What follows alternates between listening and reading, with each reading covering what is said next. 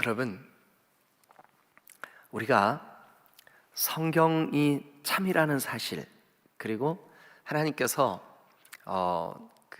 하나님의 성령으로 또 하나님의 능력으로 말씀하셨다는 아주 결정적인 증거 중에 하나가 뭐냐 하면 예언입니다. 예언.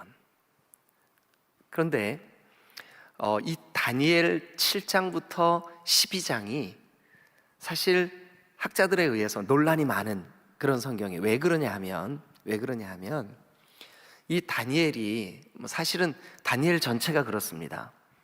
우리가 어린아이 때부터 신앙생활을 하면서 1장부터 6장 1장 다니엘의 어린 시절 포로로 끌려간 이야기, 그죠? 뜻을 정해서 왕의 진미로 자기를 더럽히지 않기로 작정했던 이야기. 2장 느부갓네살이 본 환상 이야기, 그죠? 예. 그리고 이제 3장 또 느부갓네살 왕이 풀을 뜯듯이 잠깐 정신이 나갔던 이야기, 그죠? 그 다음에 4장, 5장이 벨사살 이야기. 벨사살이 잔치를 벌였는데 벽에 손이 나타나서 메네 데겔 우바르신 이야기. 그다음에 6장 어인이 찍힌 것을 알고도 절하지 않아서 기도하지 않아서 왕에게 절하지 않고 하나님께 기도한 것 때문에 사자굴에 빠뜨려진 이야기. 다 아는 이야기예요. 그런데 7장부터는 아마 이게 설교를 듣기가 들어본 기억이 별로 없으실 수도 있어요. 7장부터 12장까지는. 왜냐하면 이 부분은 묵시기 때문에 그래요. 묵시. 그럼 성경에 여러 부분에 묵시가 있다고 말씀을 드렸죠. 제가 에스겔 할 때 그랬는데, 에스겔, 그 다음에 여기 다니엘 7장부터, 그리고 스가랴, 또 요한계시록, 이런 성경에 묵시들이 있어요. 근데 묵시는 대부분 다 예언이에요. 예언. 그래서 이 다니엘을 어떤 자유주의자들은 뭐냐 하면 자기의 이성으로 생각을 했는데 이해가 안 되는 거는 성경에서 빼버렸어요. 그러니까 우리는 21세기가 되고 시대가 변하고 해도 우리 침례교회는 아마 대한민국에 존재하는 모든 교단들 중에 가장 보수적인 신학을 갖고 있는 그런 교단이 바로 침례교단이에요. 근데 저도 그렇고요. 하나님의 말씀은 흠없이 하나님께서 우리에게 주신 하나님의 진리의 말씀이라고 믿고 있어요. 그런데 그 믿음이 옳았다는 여러 증거들이 있어요. 그 중에 하나가 뭐냐 하면 자유주의 신학자들이 이 다니엘서를, 특별히 다니엘 2장과 7장을 어떻게 앞으로 되어질 일에 대해서 이렇게 정확하게 예언할 수가 있냐? 제국의 흥망성쇠를 어떻게 이렇게 예언할 수가 있냐? 그러니까 이거는 아마 후대에 이 역사가 다 전개되고 난 이후에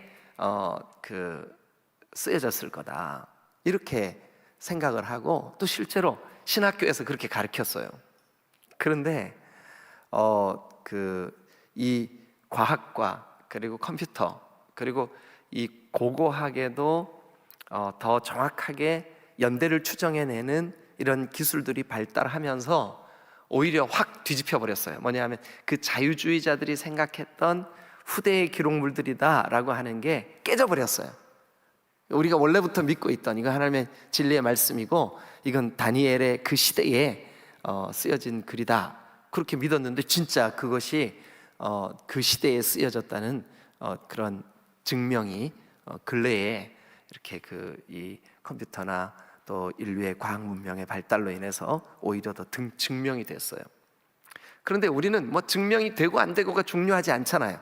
왜냐하면 우리는 원래부터 그렇게 이건 하나님의 진리의 말씀이야 라고 믿었기 때문에, 그죠? 그런데 우리가 이미 2장을 통해서 느부갓네살 왕이 꿈을 꾼 이야기, 근데 그 꿈을 다니엘이 해석해 준 이야기를 2장에서 우리가 같이 들었죠, 그죠? 그때 이 2장에서 느부갓네살 왕이 그 꿈에 큰 신상을 봐요.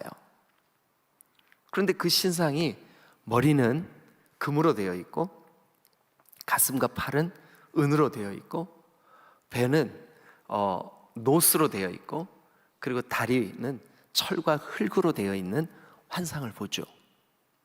그런데 다니엘이 그 환상을 느부갓네살 왕에게 해석해 주죠. 왕이여, 금으로 된 그 머리는 바로 느부갓네살 왕이 지금 다스리고 있는 바벨론입니다. 그 다음에 일어날 이 바벨론이 무너지고 그 다음에 일어날 왕조가 이제 은으로 왕이 본 바로 그 가슴입니다. 그 왕조의 이름은 다니엘이 말하지 않았지만, 그러나 그 느부갓네살이 통치하는 바벨론 제국이 무너지고 그 다음 왕조 페르시아, 여기 우리는 이제 오늘 7장에서는 메대와 바사, 바사가 이제 페르시아 바사, 같은 말이거든요. 그런데 사실은 이 메대 왕조와 바사 왕조가 함께 페르시아가 됩니다. 그리고 이제 그 다음에 이 페르시아도 아무리 페르시아가 부강한 제국이 된다 할지라도 결국 알렉산더 대왕에 의해서 헬라 제국이 세워지고 그 헬라 제국에 의해 메대와 바사도 무너진다. 이거를 다니엘이 느부갓네살 왕에게 꿈 해석을 해줍니다. 그래서 결국 그 로마 제국까지. 그런데 여러분, 2장에서 여러분 기억하세요? 다 지나간 이야기라 기억을 못 하실 수도 있는데 기억을 하시는 게 좋겠죠, 그죠? 그런데 2장에 뭐라 그랬냐면 한 뜨인 돌이, 그러니까 거대한 어떤 바위에서 깨져서 뜨인 것 같은 그런 돌 하나가 이렇게 붕 떠오르더니 높이 공중에 들리는 거예요. 그런데 이 돌이 그 신상을 빡 때려버리는 거예요. 근데 그 신상이 그냥 너무 힘없이 푹 주저앉아 버리고 깨져버리고 먼지가 돼서 그냥 바람에 날리듯이 훅 날아가 없어져 버리는 거예요. 그런데 그 뜨인 돌로 대변되는 그 뜨인 돌이 상징하는 그 의미가 2장에서 뭐라 그랬냐면 하나님의 나라라 그랬어요. 하나님의 나라. 그래서 그 하나님의 나라는 쇠하지 않고 영원하고 점점 더 강력해지고 그래서 세계 대제국을 무너뜨리고 마는 그런 환상을 2장에서 이미 설명을 드렸습니다. 그런데 이 2장의 해석의 내용이 사실은 다니엘에게 또 환상으로 보여져요. 그런데 7장 1절을 한번 봅니다. 7장 1절. 자, 그러면 다니엘이 본 환상 이야기를 오늘 여러분들이 아마 개인적으로 이 7장부터 12장을 읽어내시기가 조금 어려우셨을 수도 있어요. 제가 우리 새벽 카톡방에 7장은 읽어서 여러분들에게 음원으로 보내드렸는데 들으시면서 도대체 이게 뭔 소리야? 이러신 분들이 지금 여기 보니까 두 분 계시네요. 두 분이 이게 뭔 소리야 시방 이렇게 하신 분들이 계세요. 그래서 한번 설명을 들어보세요. 같이 한번 읽어보죠. 자, 7장 1절 같이 읽겠습니다. 시작. 바벨론 벨사살 왕 원년에 다니엘이 그의 침상에서 꿈을 꾸며 머릿속으로 환상을 받고 그 꿈을 기록하며 그 일의 대략을 진술하니라. 네, 그러니까 이 지금 다니엘이 본 것은 느부갓네살이 보았던 2장의 꿈을 이 7장이 조금 더 구체적으로 다니엘이 다시 환상을 보는데 그 환상을 언제 봤대요? 벨사살 왕 때 봤대. 벨사살. 이 벨사살 왕은 느부갓네살 왕 이후에 그 후대에 세워진 왕인데 이 벨사살 왕의 때에 제국이 망해요. 바벨론이. 그러니까 이 벨사살 왕이 그 왕위에 오른 원년. 근데 벨사살 왕은 사실은 우리가 성경에서도 보았지만 그 무게감이 좀 미달되었어요. 이 사람이 왕감이 아니에요. 그런데 본인 스스로 교만했어요. 그리고 본인 스스로 자기의 그 제국을 자랑하고 싶었어요. 그래서 전국에 있는 귀인들을 초청해가지고 1000명이나 자기의 그 잔치자리에 초대를 해가지고 건방을 떨고 교만을 떨고 외적으로 밖으로 드러난 것을 자랑하고 그랬던 왕이었었어요. 그러니까 이 왕은 사실은 세워질 때부터 백성들에게 그렇게 존경받는 인물이 아니었어요. 다니엘도 그걸 너무나 잘 알아요. 근데 그런 왕이 왕으로 딱 세워졌을 때 다니엘이 꿈을 꿔요. 근데 그 꿈의 내용을 우리가 여기 지금 7장이 이렇게 말하고 있어요. 그 다니엘이 그의 침상에서, 침상은 뭐예요? 잠자리에서, 그죠? 잠자리에서 꿈을 꿨어요.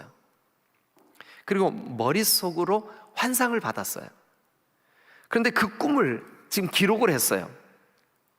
그리고 그 꿈의 내용을 진술했어요. 그게 바로 7장이에요. 7장. 예? 근데 그 7장의 내용이 2절, 자 같이 한번 읽어보겠습니다.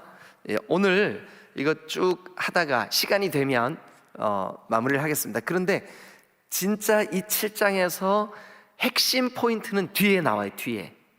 근데 거기까지 한번 가보자고요. 자 2절 읽어주세요. 시작.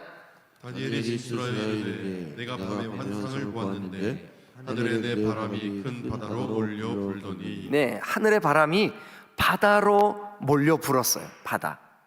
그런데 3절 시작.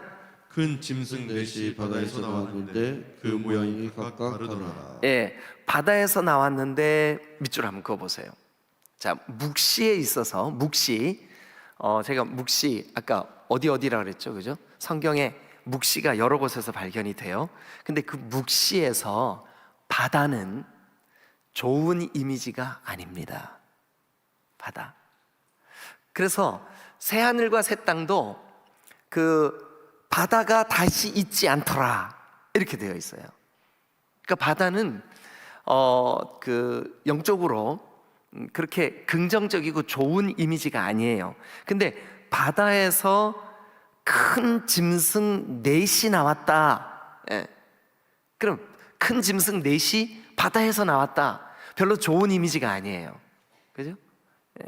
그래서 그 큰 짐승 넷이 어떤 모습인가 한번 보세요. 그러니까 바다에서 나온 짐승이에요. 일단 바다에서 나왔다라고 하는 말 자체가 그렇게 좋은 이미지가 아니다라는 걸 좀 마음에 생각을 하고 첫째 짐승의 모양을 한번 살펴보죠. 4절 시작. 첫째는 사자와 같은데 독수리의 날개가 있더니 내가 보는 중에 그 날개가 뽑혔고 또 땅에서 들려서 사람처럼 두 발로 서게 함을 받았으며 또 사람의 마음을 받았더라. 자, 거기 보니까 첫째의 모습이 뭐와 같대요? 사자 같대요.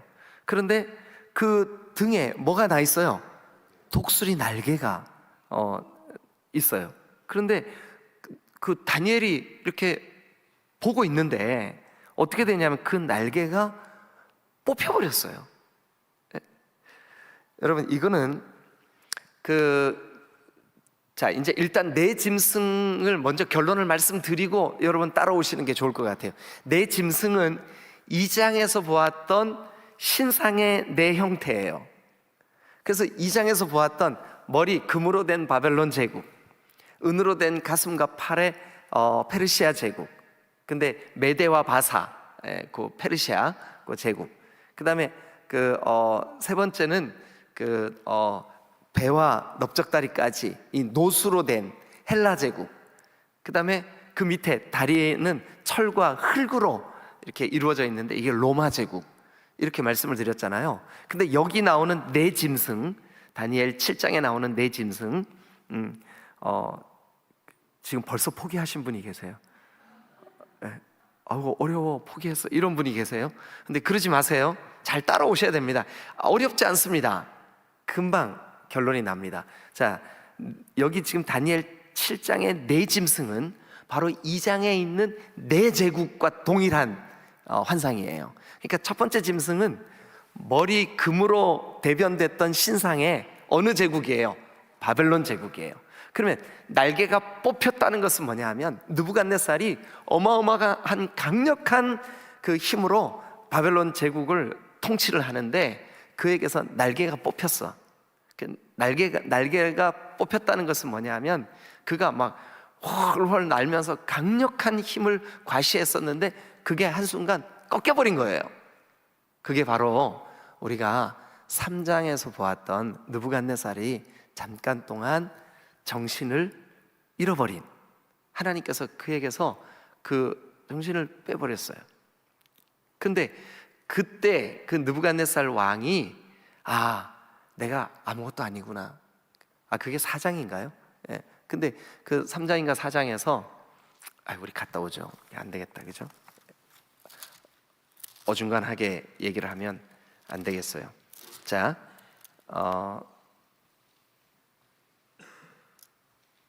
4장이네요. 4장. 그 4장에 느부갓네살 왕의 두 번째 꿈. 그 꿈의 내용이 느부갓네살 왕의 정신을 하나님께서 빼버리시죠. 그래가지고 짐승처럼 이슬을 먹고 풀을 뜯고 그래요, 그죠? 그랬다가 정신이 돌아오는 장면 4장에 있는데, 자, 그런데 여러분들이 읽은 7장 4절 보세요. 독수리 날개가 뽑혔다라고 하는 말은 뭐냐 하면, 이 느부갓네살 왕이 잠깐 동안 하나님께서 그의 정신을 뺏어가 버린 거예요. 그래가지고 한 때와 두 때와 반 때, 이게 이제 세 때 반이죠. 그래서 이것을 3년 반이라고 제가 그렇게 말씀을 드렸었는데, 근데 이 3년 반 동안 어떤 일이 벌어지냐 하면 느부갓네살 왕이 제정신이 아니었어요. 그게 바로 날개가 뽑힌 거예요. 그런데 그러다가 4절 끝부분 보세요. 또 사람의 마음을 받았더라. 그래서 하나님이 그 정한 때가 됐을 때 하나님이 느부갓네살 왕에게 그 정신이 돌아오게 해주셨어요. 역사의 기록에 의하면 느부갓네살 왕의 통치 말기에 이 사람이 이 아주 그 정복력에 불타는 아주 그 폭력적인 대제왕이었는데, 이상하게 그의 통치 말년에 인간성이 돌아왔어요. 그래서 사람들에게 선대하고, 그러니까 일의 대상으로 사람을 보지 않고 관계의 대상으로 사람을 보기 시작하는 때가 있었어요. 이게 성경에는 안 나오지만 역사 속에 이 느부갓네살 왕에 대한 기록 속에 있어요. 그때 성경은 뭐라고 돼 있어요? 정신이 그에게 돌아왔다고 돼 있어요. 그런데 여기 4절에도 보니까 사람의 마음을 받았더라. 이게 뭐냐 하면 느부갓네살 왕의 통치 말년에 그가 인간적인 모습, 그리고 신하들과의 관계나 또 나라를 통치하는 방식도 그 어떤 자기의 과업, 일, 그거를 위하여 사람들을 수단과 도구로 쓰지 않고 인격적으로 잠시 동안 대했던 그런 시절. 그게 왜 그러냐 하면 하나님이 그에게서 정신을 쏙 빼가셨다가 짐승처럼 막 그냥 풀을 뜯고 이슬에 맞고 밖에서 자고 이렇게 하던 그에게 정신을 딱 집어넣었는데, 그가 정신을 차리고 보니까 내가 아무리 힘이 거세고 아무리 부귀영화를 누리고 있어도 이것의 주인은 나에게 정신을 넣기도 하시고 빼기도 하시는 하나님이구나, 이거를 깨달아요. 그걸 깨닫고 난 이후에 그의 행실, 그게 바로 뭐냐 하면 사람의 마음을 받았더라. 이해가 되셨죠? 그러면 이제 5절로 한번 또 가보겠습니다. 자, 5절 읽어주세요. 시작. 또 보니 다른 짐승 곧 둘째는 곰과 같은데 그것이 몸 한쪽을 들었고 그 입의 입 사이에는 새 갈빗대가 물렸는데 그것에게 말하는 자들이 있어 이르기를 일어나서 많은 고기를 먹으라 하였더라. 예, 둘째 제국이 페르시아입니다. 페르시아. 근데 메대와 바사, 여기에 바사 제국이 힘을 얻어서 메대를 통합하고, 그리고 페르시아 제국이 바벨론을 무너뜨려요. 우리가 이제 그동안 제가 여러 번 말씀드렸기 때문에 기억하실 거예요. 페르시아 제국의 첫 번 왕 이름이 뭘까요? 성경에 예언돼 있는데 고레스예요. 고레스. 예. 그런데 이 고레스에 의하여 세워진 바사 제국, 페르시아 제국이 새 왕국을 집어삼켜요. 여기 성경에 보니까 5절에 새 갈빗대가 물렸는데 그랬죠, 그죠? 곰이 갈빗대 3개를 입으로 칵 물고 있는 거예요. 그런데 그 새 왕조가 어디냐 하면 리비안 왕국하고 그 다음에 바벨론 제국하고 이집트 왕국이에요. 이 세 왕국을 이 페르시아가 콱 집어삼켜서 꽉 물고 있어요. 이걸 통합시켜 버린다고, 정복해 버린다고요. 그게 이제 두 번째 짐승인 곰 같은 제국에 대한 설명이에요. 이게 다니엘 2장에서는 가슴에 해당하는 은, 느부갓네살이 보았던 그 모습이에요. 그게 페르시아 제국이에요. 자, 그 다음에 이제 또 보죠. 6절 시작. 그 후에 내가 또 본즉 다른 짐승 곧 표범과 같은 것이 있는데 그 등에는 새의 날개 넷이 있고 그 짐승에게 또 머리에 넷이 있으며 권세를 받았더라. 예, 그 새의 날개, 훨훨 나는 그 새의 날개에 넷이 있고, 날개가 네 개래요. 그 다음에 그 짐승에게 머리가 넷이 있대. 오씨, 이상하다. 머리가 네 개 있는 짐승도 있나? 예, 꼭 무슨 그 판타지 소설에 나오는 뭐 같죠, 그죠? 그런데 이게 뭐를 상징하냐 하면, 여러분, 그 페르시아 제국을 무너뜨리고 새로운 인류의 대왕조가 쓰여지는데, 그게 뭐냐 하면 헬라 제국이에요. 헬라 제국은 여러분들도 아는 이름 나와요. 누가 헬라 제국을 건설하죠? 알렉산더 대왕이 건설을 해요. 근데 그 알렉산더 대왕이 막 전 세계를 정복해 나가다가 어느 날 갑자기 감기로 죽어요. 그러니까 코로나로 죽어요. 코로나라고는 성경에 안 나오는데 어쨌든, 예. 근데 이 사람이 그렇게 힘없이 죽어요. 근데 뭐 이 알렉산더의 죽음에 대해서 학설이 여러 가지가 있어요. 아마 그 부하 중에 누군가가 독살했을 거다. 또 그 감기 몸살이 심했는데 그냥 못랑. 그런데 그 카산드라가 알렉산더 왕의 그 누이 동생과 결혼을 해가지고 그 누이 동생의 이름이 살로니카예요. 살로니카. 근데 그 살로니카에게 그 사랑의 선물을 한 도시 하나를 아예 통째로 자기 그 사랑하는 연인에게 선물을 해요. 그 선물을 한 도시가 살로니카예요. 그래서 그 앞에 대가 붙어서 데살로니가예요. 그 데살로니가 제가 강해 설교할 때 여러분들에게 설명드렸는데 기억 안 나시죠? 기억 안 나시는 게 좋아요. 왜냐하면 그래야 제가 또 하고 그러죠, 그죠? 그런 그 뭐 카산드로스, 셀루쿠스 뭐 이런 그 왕조들, 그러니까 알렉산더 대왕의 부하 넷이 각각 자기들의 영토를 차지하고 넷으로 분열돼요. 그게 바로 6절이에요. 다른 짐승이 이렇게 표범 같은 짐, 아주 날쌔고 아주 잔인한 짐승이 일어나는데 등에 날개가 넷이 붙어 있고 그 다음에 머리가 네 개예요. 이게 네 제국으로 분열된다는 뜻이에요. 예. 그리고 이제 그 다음에 그 넷째 짐승 이야기가 7절에 있죠. 자, 같이 한번 읽어보죠. 시작. 내가 밤 환상 가운데에 그 다음에 본 넷째 짐승은 무섭고 놀라우며 또 매우 강하며 또 새로 된 큰 이가 있어서 먹고 부서뜨리고 그 나머지를 발로 밟았으며 이 짐승은 전에 모든 짐승과 다르고 또 10뿔이 있더라. 네, 이게 넷째 짐승이 바로 로마예요. 로마. 예, 로마에는 아주 강력한 10명의 그 원로가 있었어요. 그리고 그들에 의해서 이 어마어마한 그 로마 제국의 통치가 이렇게 이루어져요. 근데 이제 이 로마에 대한 해석을 할 때 그 로마가 세워질 때 있었던 10명의 강력한 원로들에 대한 예언이다라는 학설도 있고요. 또 하나는 뭐냐 하면 로마의 황제가 그 10명이 순서대로 그 어마어마한 폭정을, 심지어 자기가 신이다라고 말할 만큼 이렇게 그 통치를 해요. 그래서 이 로마에 대한 해석은 두 가지 견해로 나뉘어져요.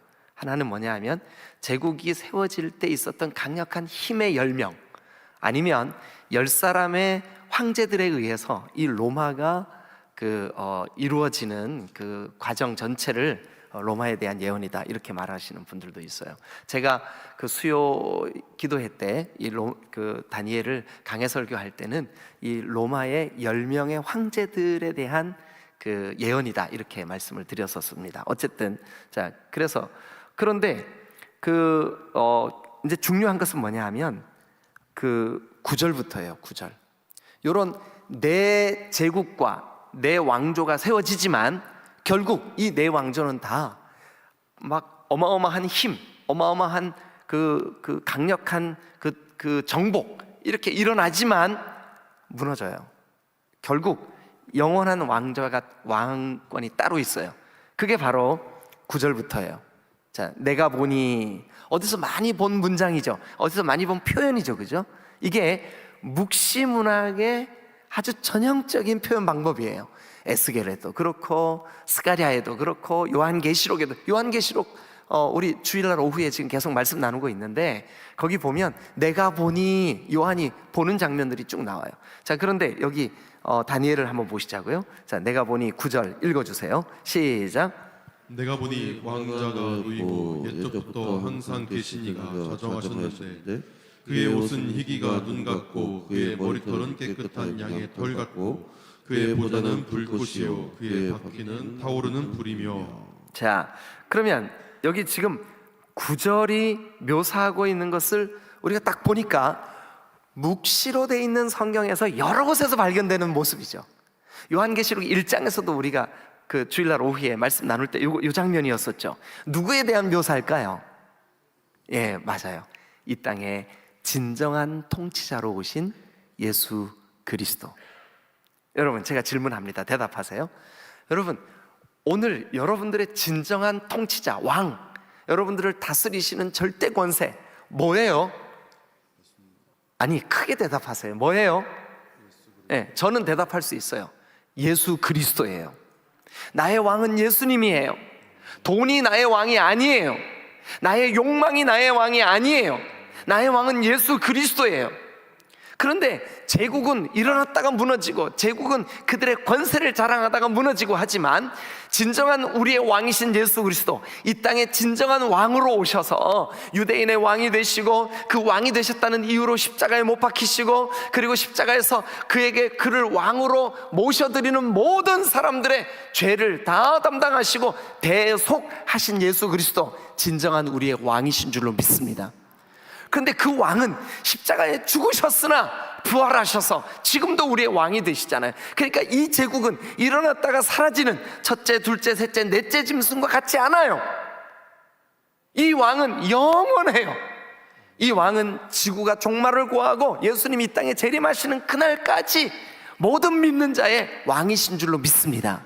그 얘기를 하고 싶은 거예요. 이 다니엘 7장의 핵심 내용이 바로 그 내용이에요. 그러니까 오늘 21세기를 사는 저와 여러분들도 우리의 진짜 왕은 예수님이시다.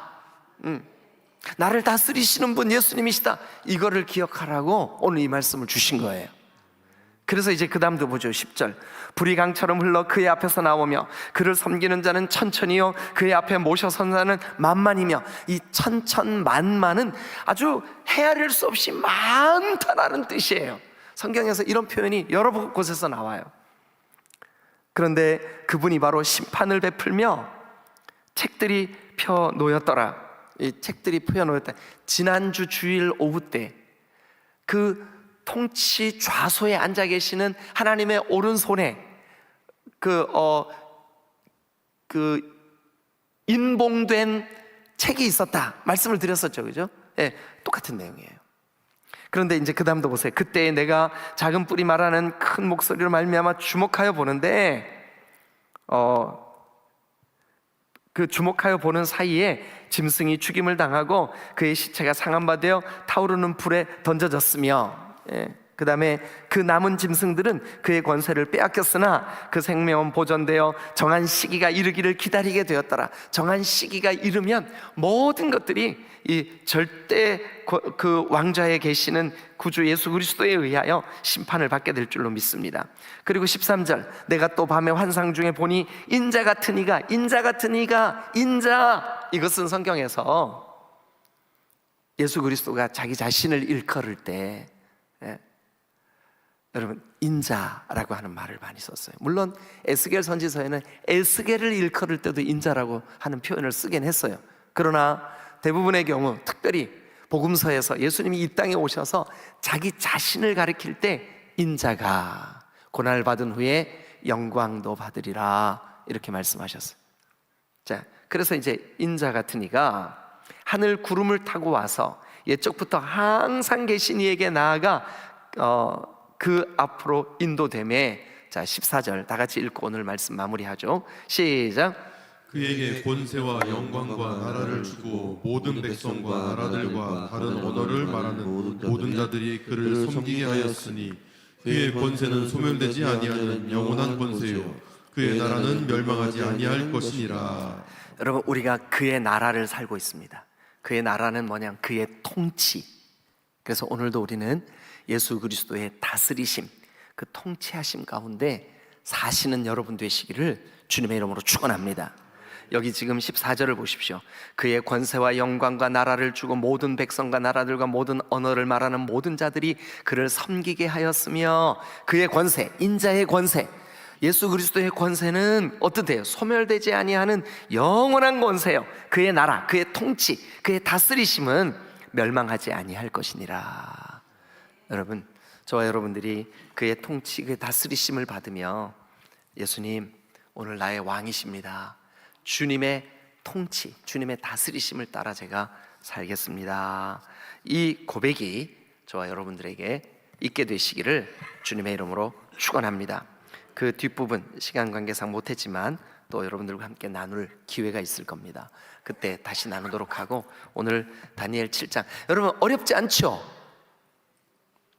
아, 어렵구나. 대답이 없네요. 근데 별로 안 어렵죠? 네, 안 어렵다. 이렇게 한 번만 따라해 주세요. 안 어렵다. 안 어려울 줄로 믿습니다. 같이 12장까지 한번 해보겠습니다. 기도하시겠습니다.